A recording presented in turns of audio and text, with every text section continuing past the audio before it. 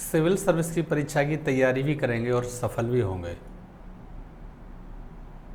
इरादे बुलंद हैं, काम करने का जज्बा है, बेहतर तैयारी यदि करने की प्लानिंग है तो सफल होने से कोई नहीं रोक सकता। 2024 या 2025 में ऐसे छात्र जो सिविल सर्विस के सपने लेके आईएएस बनना चाहते हैं या भारतीय प्रशासनिक सेवा के माध्यम से देश की सेवा करना चाहते हैं, यदि उनके जज्बे बुलंदियों पर हैं और उनकी प्लानिंग बहुत अच्छी है तो हम भरोसे के साथ कह सकते हैं प्रतिष्ठा आईएएस एकेडमी के माध्यम से कि सफलता कोई टफ नहीं है। प्यारे बच्चों, एक प्लान यदि हमारा ढंग से है तो हम बेहतर तरीके से तैयारी कर सकते हैं और सफल भी हो सकते हैं। ऐसे छात्र विशेष करके वो ज़्यादा सफल होते हैं जिन्होंने 12th किया है, और 12th करने वाले छात्र यदि प्लानिंग से एनसीईआरटी टेक्स्ट बुक और यूनिट वाइज यदि सिस्टमेटिक तरीके से तैयारी करते हैं तो बेहतर तरीके से तैयारी हो सकती है। एग्ज़ाम टफ तब होता है जब सही गाइड करने वाला ना हो, कोई अकॉर्डिंग सिलेबस आपके पास कोच अच्छा ना हो, आपके पास एटमॉस्फेयर ना हो और आपके अंदर स्टडी करने का रिजिड रिस्पॉन्सिबिलिटी के साथ में एफिशिएंसी ना हो।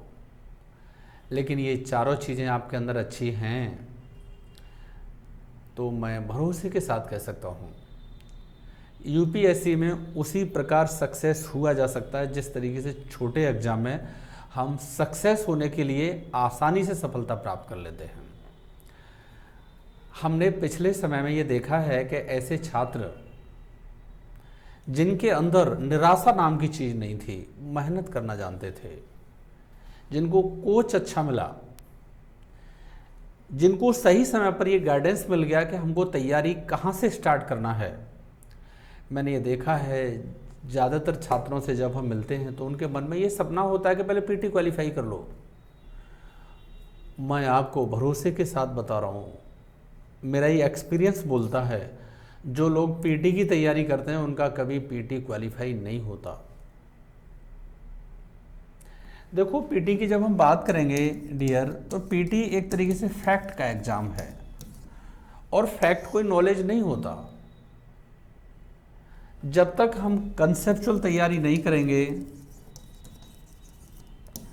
तब तक फैक्ट तैयार हो ही नहीं सकता।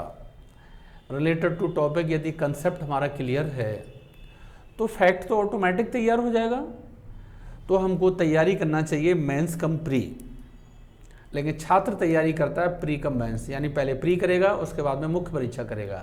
लेकिन मेरा ऐसा मानना है ऐसे बिल्कुल नहीं करना चाहिए। हमको जितनी भी टेक्स्ट बुक हैं related to GS, related to subject, वो बेहतर तरीके से हमको स्टडी के साथ में उसका बेहतर अध्ययन हो जाएगा।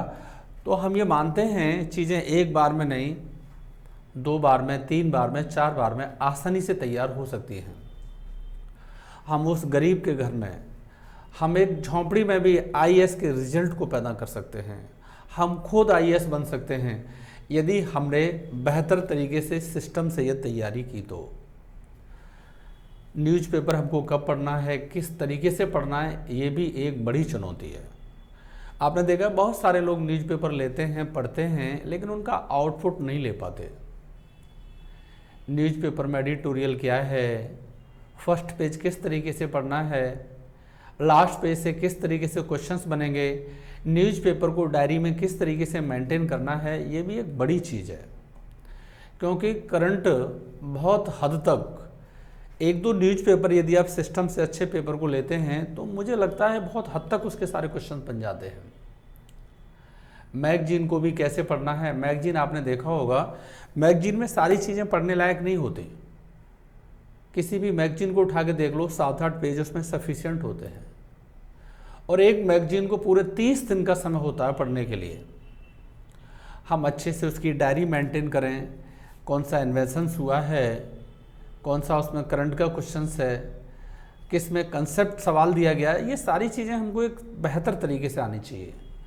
और ये आपको पता है बेहतर तरीके से कब आती है? जब हमारे पास एक अच्छा कोच हो, सही डायरेक्टरेट करने वाला हो, एक्सपीरियंस हो उसके पास में, बेहतर डायरेक्शन देने की एफिशिएंसी हो। आपने देखा है एटमॉस्फेयर बोलता है, atmosphere is very necessary for success life. हमारे बाह्य वातावरण यदि हमारे लिए सकारात्मक है, पॉजिटिव है, तो हम उसके अनुरूप चीज़ों को सीखते हैं। वो चीज़ें बड़ा काम आती हैं। उनको किस तरीके से नोट्स में डिफाइन करना है, किस तरीके से रीएनालिसिस करना है, और रीएनालिसिस किसी भी चीज़ का अच्छे तरीके से हो जाए तो बहुत हद तक सफलता में योगदान देती है। जीएस के 4 पेपर हैं, चाहे तो एथिक्स को ले लो, history, polity, Indian economy, general science, geography को ले लो।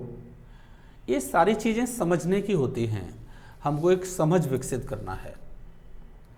और आपने देखा है समझ विकसित होने में थोड़ा समय लगता है, और बहुत सारे लोगों के मन में ये आता है कि यदि आईएएस नहीं बने तो क्या होगा। मैं भरोसे के साथ कहता हूँ, ये ज़रूरी नहीं है कि आप आईएएस की तैयारी करें और आईएएस नहीं बने तो आपकी लाइफ ख़त्म हो गई, ये ज़रूरी नहीं है। आईएएस की तैयारी करने वाला एक बेहतर अच्छा इंसान बनता है, बेहतर चीज़ों को समझता है, बेहतर सोच होती है उसकी, कंसेप्चुअल सोच होती है उसकी, निर्णय लेने की क्षमता उसकी बेहतर होती है, भीड़ से अलग सोचता है। सिविल सर्विस की तैयारी कभी बेकार नहीं जाती। सिविल सर्विस की किसी ने तैयारी की है तो मैं भरोसे के साथ कह सकता हूँ, मुझे आशा ही नहीं पूरी उम्मीद है, ऐसे लोग जहाँ भी रहते हैं कुछ भीड़ से अलग करते हैं। उनके जो निर्णय लेने की क्षमता जो होती है, जो डिसीजन मेकिंग पावर होती है, वो बहुत टॉप की होती है। और आपने देखा है टॉप पर जाने के लिए हमको टॉप की एफिशिएंसी नॉलेज होनी चाहिए। टॉप इज ऑलवेज वैकेंट, कोई भी टॉप पर जा सकता है, लेकिन कोई भी वो जा सकता है जिसकी थिंकिंग टॉप की हो, जिसके पास कंसेप्चुअल नॉलेज हो। और आपने देखा है आप किसी भी डायरेक्शन में चले जाइए, जिनके पास नॉलेज का अभाव होता है, जिसके कंसेप्ट क्लियर नहीं होते, वो अपने क्षेत्र में बेहतर प्रदर्शन नहीं कर सकता। कोई भी रास्ता चुन लो, आप बिजनेस का रास्ता ले लो,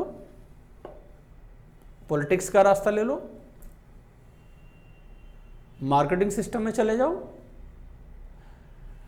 तो यहाँ पर यही है ना, आप अपने क्षेत्र में एक्सपर्ट बनने के लिए, एफिशिएंसी डिफाइन करने के लिए आपको अपने सब्जेक्ट की, अपने नॉलेज की, अपने एटमॉस्फेयर की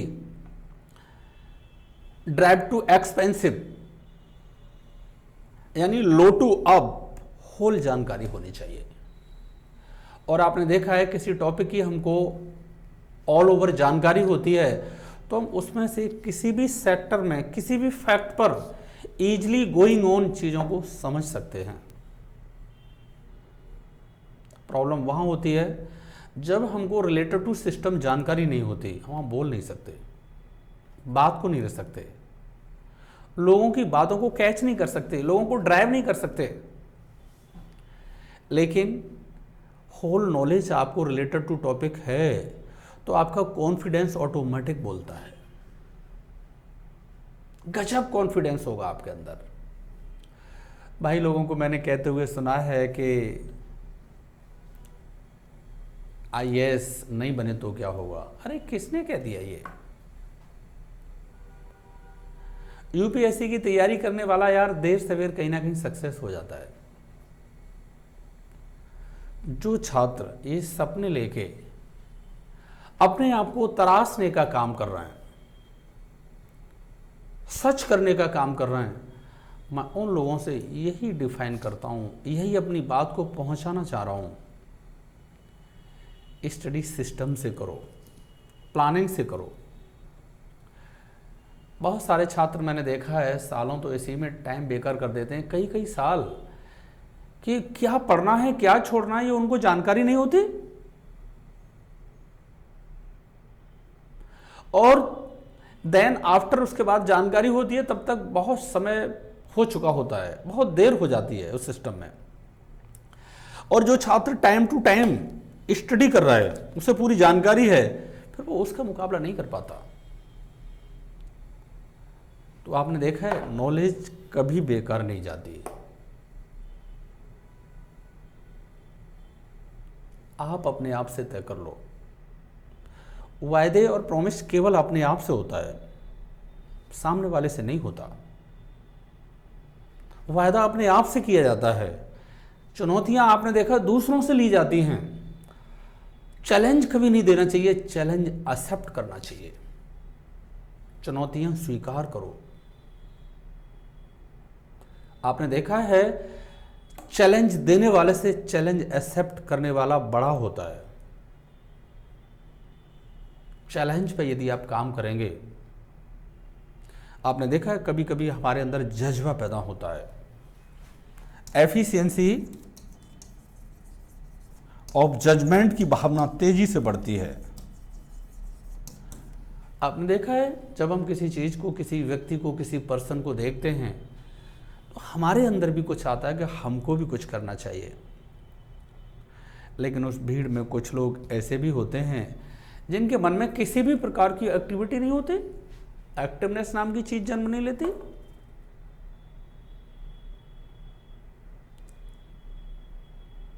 सपने तब बड़े होते हैं जब हम सपनों को देखते हैं। सिलेबस को सिस्टमैटिक तरीके से, बेहतर तरीके से समझना चाहिए, उस पर काम करना चाहिए। यूपीएससी का पूरा सिलेबस क्या है, जब तक हम सामने नहीं रखेंगे, डिस्कस नहीं करेंगे, डिबेट नहीं करेंगे, चर्चा नहीं करेंगे, ये है क्या, क्यों यूपीएससी में लाया गया, तब तक यार इंटरेस्ट पैदा नहीं हो सकता। 80% छात्रों को देखता हूं तैयारी करते हैं, बहुत मेहनत करते हैं, हार्ड वर्क करते हैं, लेकिन स्मार्ट वर्क की कमी दिखाई देती है। हमको यार हार्ड वर्क तो करना ही करना है, लेकिन हार्ड वर्क करने के साथ में स्मार्ट वर्क को करना है। मेहनत हमको स्मार्टनेस करनी है, स्मार्टनेस बनना है, हमको स्मार्ट तरीके से काम करना है। हार्ड वर्क करने से कभी रिजल्ट नहीं मिलता। आपने देखा बहुत सारे लोग हार्ड वर्क करते हैं, लेकिन आउटपुट देखिए उनका। जब तक हम सिस्टम के अकॉर्डिंग चीजों को नहीं समझेंगे, चीजें हमारे ऊपर थोपी जाती रहेंगी, तो सक्सेस नहीं हो सकते हम। तो मैं आप सब युवाओं से अपील करता हूं, ऐसे छात्रों को मैं प्रतिष्ठा के मंच से बताना चाह रहा हूं, जो भी काम करो मन से करो, डेडिकेट होके करो, समझो उस चीज को। और यदि नहीं समझ पा रहे हैं तो समझने की कोशिश करिए। मैंने शुरू में कहा कि एटमॉस्फेयर बनाइए, वहां का वातावरण तैयार करिए। तो हमने पिछले कुछ समय में ऐसा ही काम किया है। लोगों के डेवलपमेंट के रास्ते खोलने का काम किया है, लोगों को आगे बढ़ने के लिए तैयार किया है। आज वो चीज़ हमको दिखाई देती है। लोगों को जब सक्सेस होते हुए हम देख रहे हैं या देखते हैं तो बड़ी खुशी और प्रसन्नता होती है अंदर से। और ऐसे लोग जो बिना सोचे समझे काम में लगे रहे, वहां देर हो गई। तो मैं अपनी क्लास के माध्यम से यही बताना चाहता हूं कि चीज़ों को समझिए, काउंसलिंग करवाइए अपनी, और बेहतर व्यक्ति से बेहतर काउंसलिंग कराएंगे तो मैं यार भरोसे के साथ कह सकता हूं अच्छा होगा आपके साथ जरूर। लेकिन एक बार फिर मैं ये बात कह के जा रहा हूं कि यूपीएससी की तैयारी कभी बेकार नहीं जाती। Top is always vacant. जज्बा पैदा करिए अपने अंदर चढ़ने का, प्रोबेबिलिटी पैदा करिए, एटमॉस्फेयर पैदा करिए, एफिशिएंसी बनाइए, दक्षता बनाइए, एक्सपर्टनेस बनाइए अपने अंदर, ऐसी दोस्तों का माहौल बनाइए अपने अंदर। और आपने देखा ये सारी चीजें जब इकट्ठी होंगी तो हम स्मार्ट होंगे, किसी भी क्षेत्र में हो सकते हैं हम। मैं मिलता हूं आपसे अगली क्लास में। दैट्स एनफ फॉर टुडे, आज के लिए।